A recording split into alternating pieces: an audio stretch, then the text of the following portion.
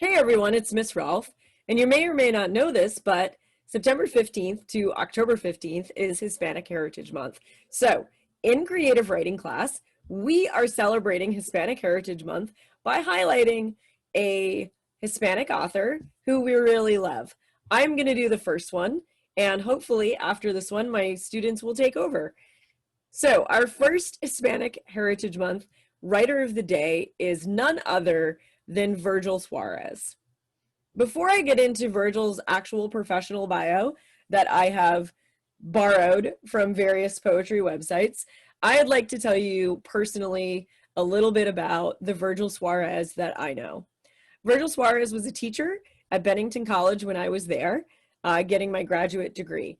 And I can tell you that he is not only a phenomenal teacher and writer, but he is just an all-around fun and generous human being that always had time to talk to students and would always tell us wonderful, wonderful stories. And he always made me laugh.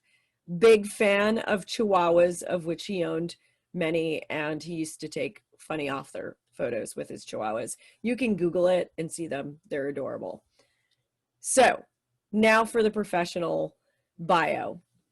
Virgil Suarez fled Cuba with his family when he was just 12, eventually settling in the United States. In both his poetry and prose, Suarez seeks to capture the experience of migration. His poems trace the emotional upheavals endured by those in permanent exile, peppering his narrative free verse poems with references to family members, friends, historical figures, in both real and imagined situations. Suarez connects his personal experience as an immigrant with larger themes of identity, history, and language. So now I would like to share with you one of my favorite poems by Virgil Suarez. I have taught this poem for many, many years, and I love it a lot. Every time I read it, I love it even more. You'd think I'd be sick of it, but I am not. It's that good. And this poem is called Isla. In Los Angeles, I grew up watching the Three Stooges, The Little Rascals, Speed Racer, and the Godzilla movies. Those my mother called Los Monstruos. And though I didn't yet speak English, I understood why such a creature would, upon being woken up from its centuries-long slumber, rise and destroy Tokyo's buildings, cars. I understood by the age of 12 what it meant to be unwanted, exiled, how you move from one country to another where nobody wants you, nobody knows you. And I sat in front of the TV, transfixed by the snow fizz on our old black and white. And when Godzilla bellows his eardrum crushing growl, I screamed back this victory holler from one so rejected and cursed to another. When the monster whipped its tail and destroyed, I threw a pillow across my room. Each time my mother stormed into the room and asked me what I thought I was doing, throwing things at the walls.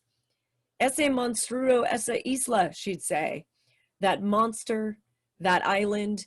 And I knew she wasn't talking about the movie.